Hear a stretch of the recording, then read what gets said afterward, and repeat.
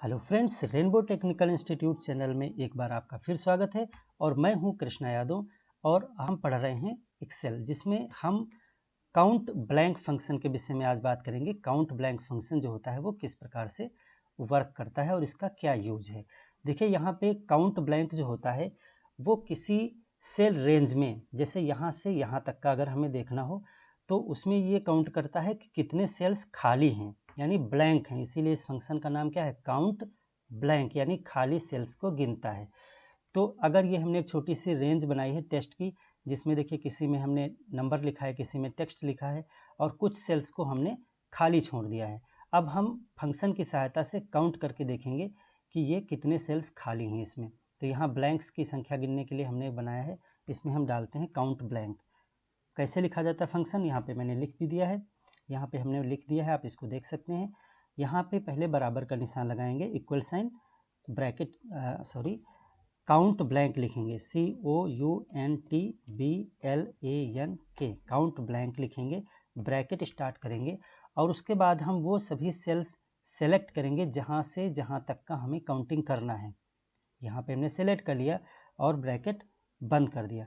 आप इसको टाइप करके भी लिख सकते हैं, जैसे कि ये वाला सेल का एड्रेस क्या है, ये C4 है, C4 फिर कोलन का निशान लगाएंगे और ये वाला क्या है, C11 टाइप करेंगे तब भी ये सिलेक्ट ही हो जाएगा। ऐसे भी आप कर सकते हैं और इंटर बटन दबाएंगे तो यहाँ पे देखिए रिजल्ट क्या आ गया, 2, यानी इस रेंज में 2 सेल्स जो हैं वो ब्लैंक हैं, खाली हैं।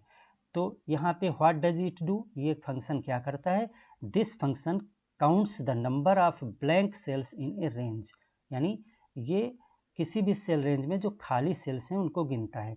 सिंटैक्स यानी कैसे लिखा जाता है, बराबर का निशान, उसके बाद काउंट ब्लैंक लिखते हैं और ब्रैकेट लगाते हैं, फिर हम वो सेल का रेंज एरिया सेलेक्ट करते हैं।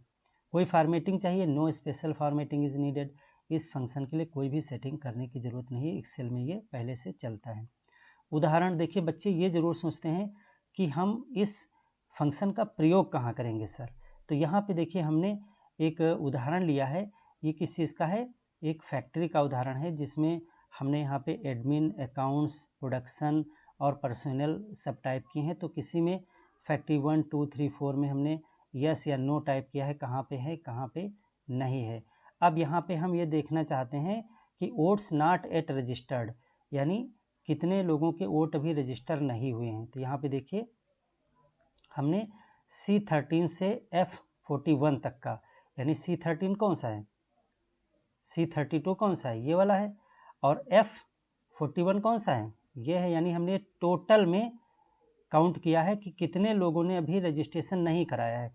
तो हमने फैक्ट्री 1 में देखा कि एडमिन ने कराया, अकाउंट ने कराया, इसमें 2 लोगों ने नहीं कराया, यहाँ पे 1 लोग ने नहीं कराया, ये फैक्ट्री 3 में किसी ने नहीं कराया। तो हम अब टोटल इसमें देखेंगे कितने सेल्स खाली हैं, जितने सेल्स खाली हैं वही हमारा क्या हो जाएगा, किन लोगों ने रजिस्ट्रेशन नहीं कराया है। तो यहाँ पे हम क्या डालेंगे फंक्शन, इसमें हम डालेंगे बराबर काउंट ब्लैंक, COUNTBLANK और ब्रैकेट लगाएंगे। फिर हम ये टोटल एरिया सेलेक्ट कर लेंगे, हम चाहते हैं इस टोटल एरिया में कितने सेल्स खाली हैं वो हम गिन लें, इंटर लगाएंगे तो रिजल्ट क्या आ गया, 16 आ गया। इससे क्या पता चलता है कि इसमें 16 सेल्स खाली हैं, तो इसका मतलब है 16 लोगों ने अभी रजिस्ट्रेशन नहीं कराया है।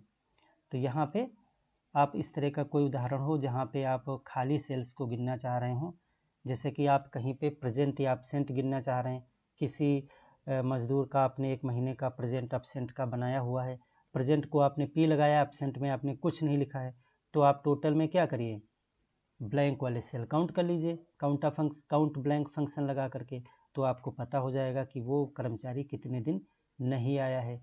या फिर अगर किसी बहुत बड़े डाटाबेस में कुछ बच्चों ने फ़ीस जमा की है, कुछ बच्चों ने फ़ीस नहीं जमा की है, तो उन सारे बच्चों का डाटा आपके पास है, तो जिन्होंने नहीं जमा की है उनके सेल्स खाली हैं, तो आप खाली सेल्स गिन लीजिए, आपको पता हो जाएगा कितने बच्चों ने फ़ीस नहीं जमा की। तो इस तरह से तमाम उदाहरण बनाए जा सकते हैं।